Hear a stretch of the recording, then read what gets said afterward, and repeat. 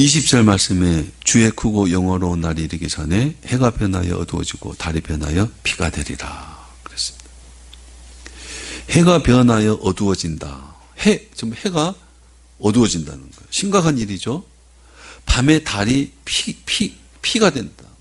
피빛이 된다는 거예요. 이 말의 의미는 여러분 이 세상에서 하나님 나라 말고 이 세상 나라에서 가장 큰 광명이 뭐예요? 해와 달입니다. 별. 이 세상 나라에서 가장 높은 자리는 게 어디예요? 해와 달입니다. 그러니까 해와 달은 단순히 하늘에 있는 해와 달을 말하는 것이 아니라 이 세상에서 해와 달과 같은 존재를 상징합니다. 누구에게나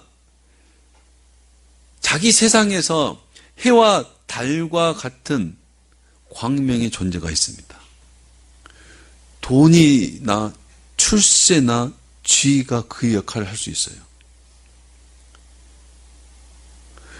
돈이나 출세가 나에게는 해와 달과 같은 자신을 이끌어주고 자신을 지탱해주는 이 세상에서 절대 무너지지 않을 것 같은 해와 달과 같은 그런 어떤 큰 존재가 나에게 있습니다. 그런데 주의 크고 영화로운 날이 이르기 전에 그 마지막 심판의 때 그때가 이르기 전에 그 해와 달이 어떻게 된다는 거예요? 기능을 상실한다는 거예요. 해가 어두워져 버린다는 거예요.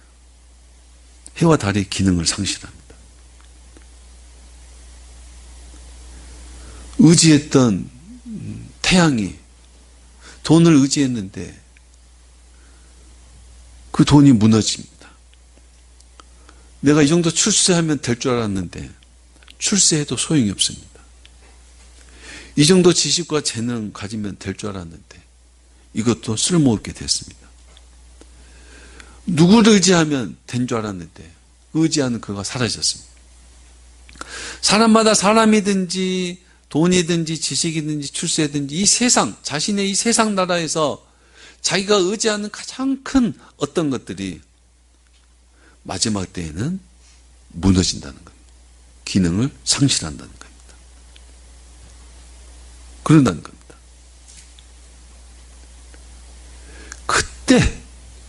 그때 우리는 어떻게 해야 되겠어요? 주의 이름을 불러야 됩니다. 그때 누구든지 주의 이름을 부르는 자는 구원을 받으리라. 내 세상이 다 무너졌을 때 누구를 불러요? 주의 이름을 부르는 자가 구원을 받는다는 겁니다. 내가 의지했던 것이 다 무너져도 부모는 자식을 의지하고 자식은 부모를 의지하고 또 남자는 돈을 의지하고 또 지위를 의지하고 건강을 의지하고 또 많은 걸 의지하는 정말 절대로 무너지지 않을 것 같은 그 큰 것들이 결국은 무너지고 맙니다. 무너질 수밖에 없어요. 무너진다는 것을 아는 것도 은혜입니다. 그때 주의 이름을 부르는 자가 되어야 합니다. 그래서 21절에 누구든지 주의 이름을 부르는 자는 구원을 받으리라 이렇게 말씀합니다. 세상의 광명을 의지하지 말고 주를 의지하는 자가 되라는 말씀입니다. 말세에 또는 죽기 전에 또는 우리가 살았을 때 해와 달이 진짜 빛이 아닌 것을 알게 될 때 주의 이름을 부르는 자가 되라는 말씀입니다. 주님은 누구든지 주의 이름을 부르는 자를 구원하십니다. 주의 이름을 부르는 자요. 돈 하지 말고 출세, 직장, 아파트, 성공, 지식, 재능 이런 거 부르지 말고 주님을 부르는 자가 되어야 됩니다. 주의 이름을 불러야 구원을 받습니다. 주의 이름을 불러야 구원을 받습니다. 그래서 누구든지 주의 이름을 부를 수 있도록 하나님이 육체의 성령을 부어주셨습니다. 성령이 우리에게 오신 이유는 우리가 주의 이름을 부를 수 있도록 하신 것입니다. 성령이 우리에게 오신 이유는 주의 이름을 불러 구원에 이르도록 성령이 우리에게 오셨다는 겁니다. 또 성령이 충만한 사람은 누구의 이름을 불러요? 주의 이름을 부르는 사람입니다. 주의 이름을 부르는 사람. 여러분 주변에 주의 이름을 시도 때도 없이 부르는 사람들이 있어요, 없어요? 있어요. 여러분이 그런 사람이 돼야 됩니다. 여러분이 시도 때도 없이 좋은 일이든 안 좋은 일이든 뭐 괴로워도 기뻐도 주여 주여 하셔야 돼요. 모든 내 삶의 주인이 주님이시니까. 주인이시니까요. 병 고침, 어떤 능력, 은사, 기적이 나타나는 것보다 우리가 주의 이름을 부르는 것으로 구원을 받습니다. 예수님이 나병 환자 10명을 고쳤습니다. 나병이 고침을 받은 것은 병 고침 플러스 기적입니다. 그 얼마나 많은 것이 뒤따라오는지 모릅니다. 내가 나병이 고쳐졌다는 것으로 인해서 얼마나 많은 혜택을 누리는지 몰라요. 그것으로 구원받는 것이 아니라 주님 발 밑에 엎드려서 예수님을 향해서 주님이라고 부르는 그것이 나를 구원합니다. 주님을 부르는 자가 구원을 받는 겁니다. 여러분들은 예수님을 주님이라고 불러요, 안 불러요? 부르시죠. 그게 얼마나 큰 은혜인지를 아셔야 됩니다. 병 고치고 능력, 기적을 행하는 것보다 더 크다니까요.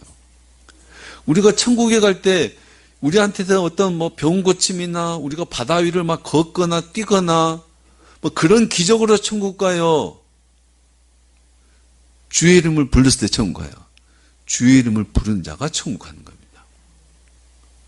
그러면 주의 이름을 부른다는 것이 뭔가? 주 이 말은 주님 이름입니다. 주님. 나의 주인 이겁니다. 나의 주인.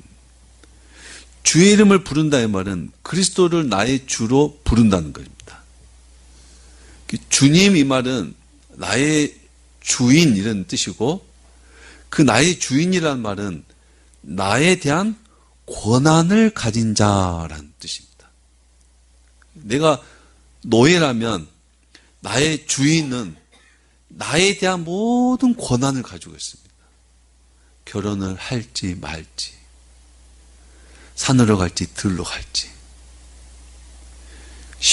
내 스케줄을 어떻게 할지 모든 권한은 누구에게 있어요? 주님께 있다는 겁니다. 그러니까 주의 이름을 부른다, 주님 이 말은 나의 모든 권한이 주님께 있습니다. 이게 주의 이름을 부르는 거예요. 그냥 뭐 입으로 주여 주여 한다고 해서 그게 부르는 게 아니에요. 그건 소리가 나는 거지. 여기서 말하는 의미가 아니다 이 말이에요. 그리스도가 나의 권한, 나의 주권자, 나의 주인인 것을 고백하고 또 그렇게 사는 것입니다. 사는 거예요. 입술뿐만 아니라 우리의 삶이 그리스도를 주인으로 부르는 삶입니다. 입으로는 주여 주여 하면서 사실은 돈이 자기의 주인이 되어 있는 경우도 적지 않습니다. 말로는 주여 주여 하면서 자기 마음대로 사는 경우도 적지 않습니다.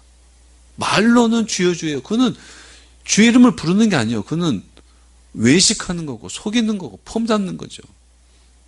정말 그리스도를 향해서 주여 나의 주라고 부르는 것은 그리스도가 나의 주인으로 내가 사는 겁니다. 성령이 오시면 그리스도를 주로 부르게 해요. 이 말은 성령이 우리에게 오시면 내 생명과 내 삶의 주인이 누구인지를 알게 하신다는 겁니다. 창조자가 누구인지를 알게 하고 나는 죽었고 그리스도 안에서 다시 태어나서 내 아버지가 내 주인이 그리스도인 것을 알게 하고 성령이 내게 오시면 그리스도를 향해서 주님이라고 부를 수 있게 합니다. 그 성령이 충만하고 하나님 은혜가 많을수록 나의 진짜 주인이 누구인지를 알게 합니다. 그리고 그리스도가 나의 주인인지, 돈이 나의 주인인지, 내가 나의 주인인지 우리의 삶이 하나님 앞에 증거합니다. 우리의 삶이요. 돈이 주인인 사람은 선하게 살지 못합니다. 자신이 주인인 사람도 선하게 살지 못해요. 예수님이 나의 주인인 사람이 선하게 삽니다. 선악간에 하나님이 판단하시는 겁니다. 성령의 인도하심에 따라 오직 그리스도만 우리의 주인인 삶을 사셔야 됩니다.